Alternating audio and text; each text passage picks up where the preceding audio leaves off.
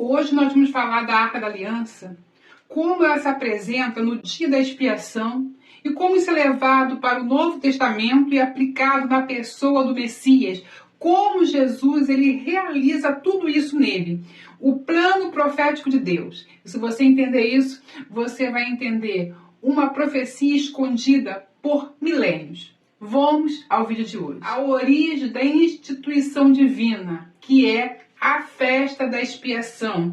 Também podemos chamá-la de festa do Yom Kippur. E como era essa festa?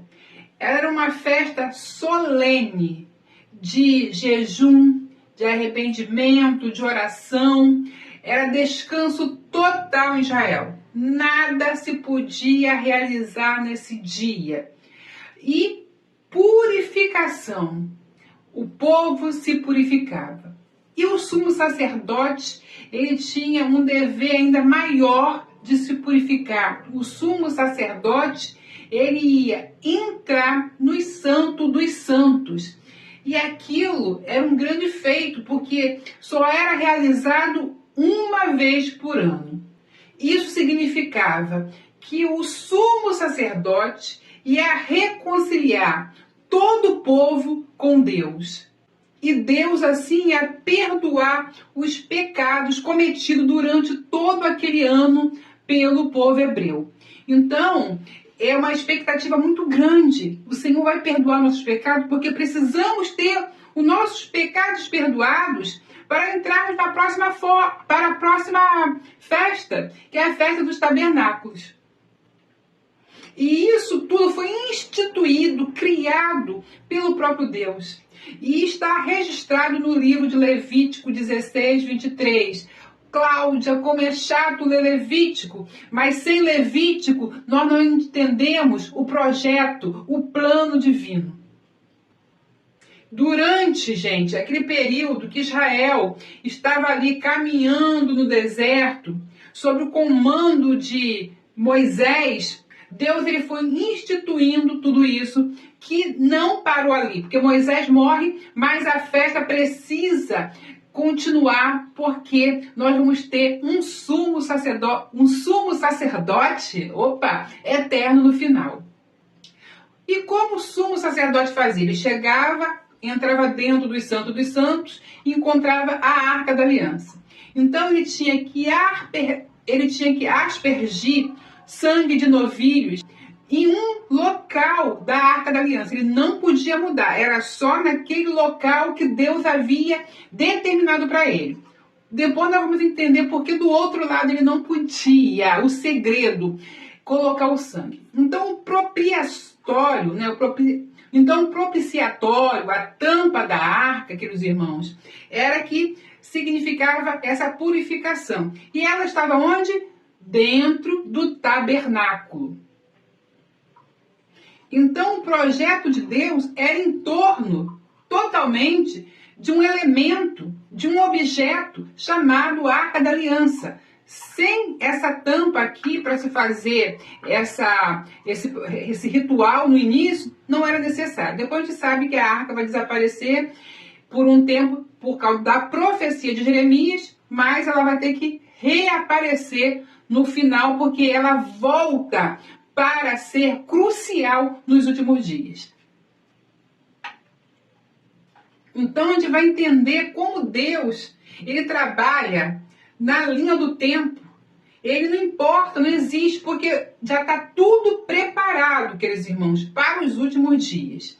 E aí, por isso, eu trago essa arca falando do que vai acontecer para você não ser pego de surpresa daqui a uns dias. E então, precisa-se entender a festa da expiação, tá, queridos irmãos? Que a gente já vai entrar na revelação, porque essa festa de Levítico, da expiação, ela vai ser reescrita. E reescrita pelo sumo sacerdote eterno, como vamos ver daqui a pouco. Eu espero, irmãos, que vocês estejam gostando do assunto, porque esse assunto, queridos irmãos, é uma revelação poderosa para os últimos dias. E quem está acompanhando já pegou todos os vídeos que eu venho falando, né? E já tem bastante informações acerca dos últimos dias. Então, aqui a expiação é só para você entender por que a arca retorna. A arca, ela se tornou crucial para o ritual da purificação. A festa, queridos irmãos, da expiação tem como centro dela, todo o centro, a arca da aliança. A arca da aliança está no coração do ritual da festa de expiação. E por que Deus desenhou esse modelo, você já vai entender. Essa arca não está ali à toa. A festa da expiação não está ali à toa. Está apontando para o Messias. Porque o Messias, ele vai realizar todas as festas que Deus determinou. Então, ele já realizou 4 festas. E agora ele precisa realizar mais uma. E a arca está ali porque a função da arca ela representava a presença de Deus com os seus servos. Era o trono de Deus, era a misericórdia de Deus com o povo. Quando a arca se levantava para sair de um local, o povo seguia essa arca. A arca era um instrumento A arca era um símbolo da presença de Deus, irmão. Não esqueçam disso. Era o ponto exato onde o sangue era aspergido pelo sumo sacerdote, irmãos, uma vez por ano, quando ele entrava ali. Então, o sangue do cordeiro tem que cair na arca da aliança. Não esqueça disso para o próximo vídeo, que eu já estou adiantando. Então, tudo isso aconteceu no Testamento. Só que precisamos de cumprimento para o Novo Testamento. E quando a gente olha para o Novo Testamento, nós vamos ver a história ser reescrita pelo novo autor. No livro de Hebreus, especialmente no capítulo 9, nós vamos ter o quê? O sistema, queridos irmãos, do Yom Kippur, descrito ali. Só que reinterpretando à luz de Jesus Cristo. Porque ele agora estará presente cumprindo aquilo. Então nós vamos ver uma comparação direta entre o Antigo Testamento e o Novo. O Antigo com animais, o Antigo com animais, o Antigo com rituais, o Antigo como um sumo sacerdote mortal. Porém, nós vamos ver o Novo Testamento, o sangue de Jesus, nós vamos ver o sumo sacerdote eterno, e nós vamos ver que apenas o sumo sacerdote, ele vai realizar tudo isso nele, que é o Messias.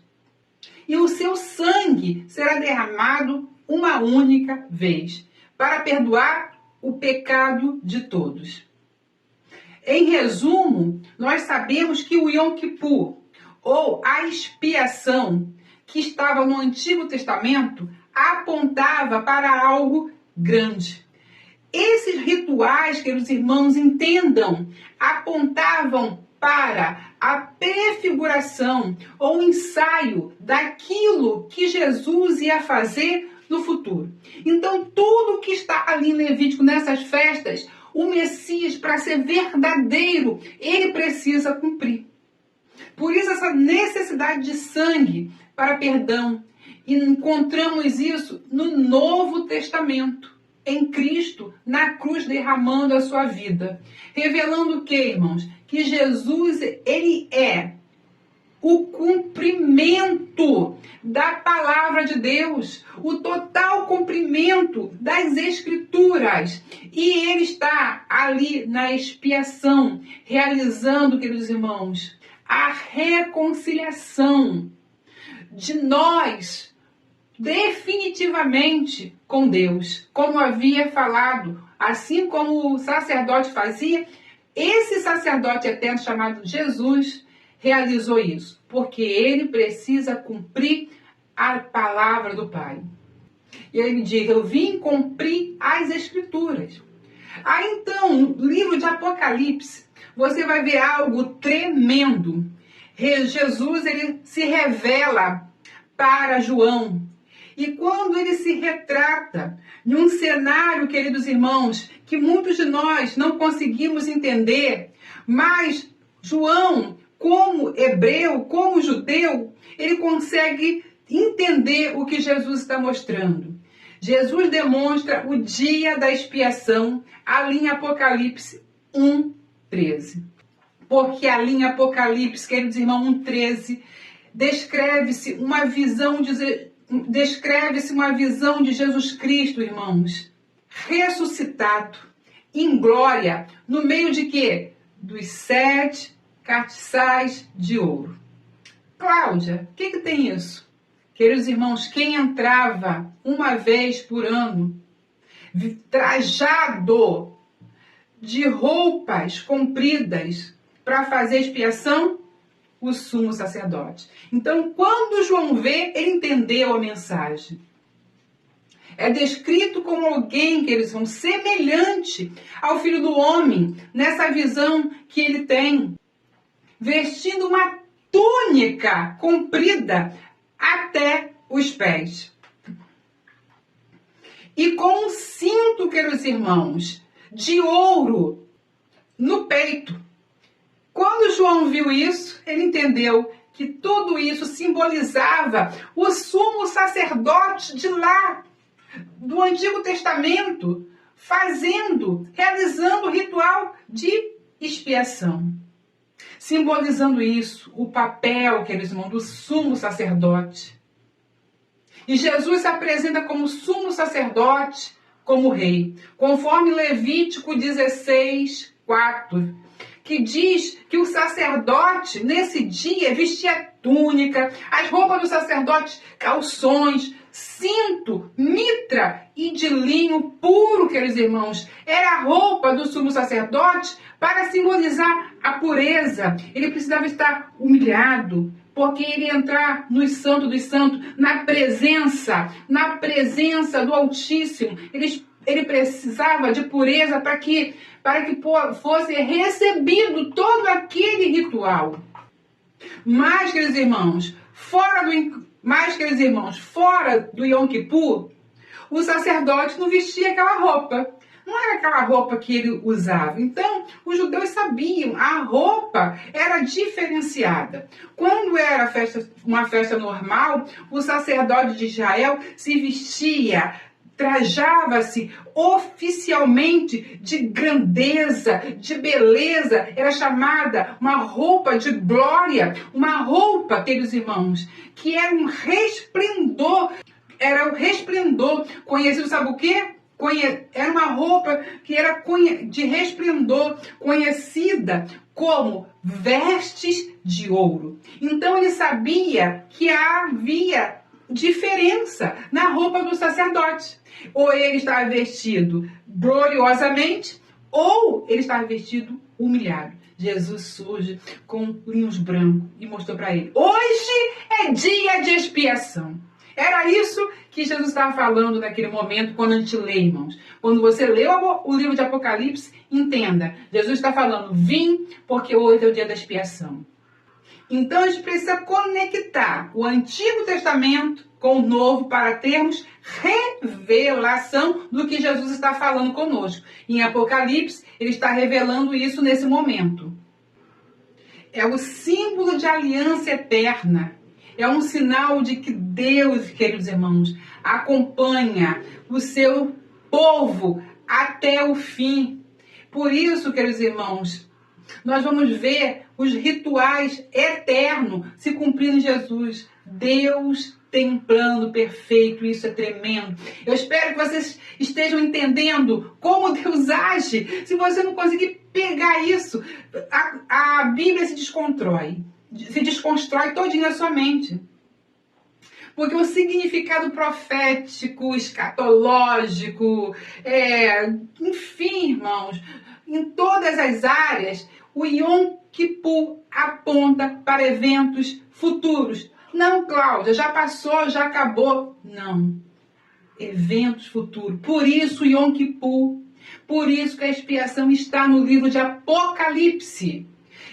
é futuro, é juízo final, é purificação, é definitiva restauração de Israel, é definitiva restauração do povo de Deus. E o que a gente encontra ali?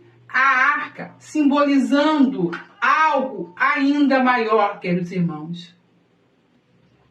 A presença de Deus que começou lá no deserto, irmãos, continua caminhando conosco na nossa história. Ela não para. E ela vai culminar no fim dos dias, queridos irmãos. No livro de Apocalipse, a arca aparecerá novamente. Aparecerá no monte do templo e agora aqui no céu. Por que essa arca precisa voltar?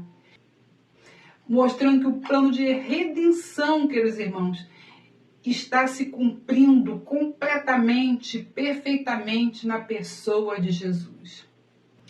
O ritual da expiação, no livro de Levítico 16, ele não morreu. Isso simbolizava, queridos irmãos, que o pecado estava sendo coberto por mais um ano. Mas em Cristo, o pecado não foi coberto só por um ano, mas eternamente, queridos irmãos, para todo aquele que crê. E o Santo dos Santos terreno, o Santo dos Santos celestial, mostra o quê? Jesus entrou no santuário, irmão, celestial. E o que a palavra diz? Não com sangue alheio, mas com o seu próprio sangue. Por isso, também na visão, João vê o cordeiro que foi morto. Porque são símbolos dessa festa de expiação. Está tudo em Apocalipse confirmando. E a conclusão profética, irmão, de Yom Kippur, da festa da expiação, não é apenas um ritual antigo. Por isso Jesus vai mostrando para a gente. Ele é um modelo, meus amigos, espiritual. Um símbolo do sacrifício de Cristo. Isso é um alerta profético para o fim dos tempos, queridos irmãos. E você pode ler sua Bíblia, porque a Bíblia afirma isso lá em Apocalipse, queridos irmãos. Apocalipse 1:9 diz que a arca da aliança aparecerá no templo de Deus. Onde? No céu. E quando isso estará acontecendo? No dia da expiação.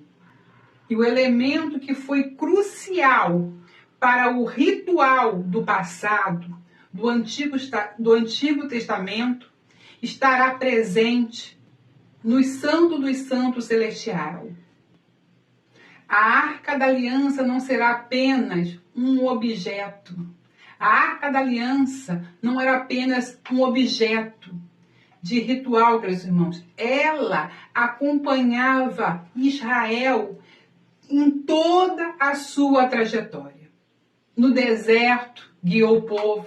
Na travessia do Jordão, queridos irmãos, estava ela lá abrindo o caminho, como é registrado nas Escrituras. Na terra prometida, a arca entra com o povo. Isso tudo é símbolo da aliança contínua. E no céu, queridos irmãos, cumprindo o seu papel, ela estará lá. Cumprindo o seu papel final de testemunha. Ela será a testemunha. Então Deus vai ter a arca ali como testemunha, mais uma vez acompanhando o povo. Ela representava que Deus continuava com quem? Com o povo. Do início até o fim, queridos. A arca estará lá. A arca estará do início até o destino final. Essa é a história da Arca da Aliança, queridos irmãos. No dia da expiação final, ela estará lá. Espero que você tenha gostado desse vídeo.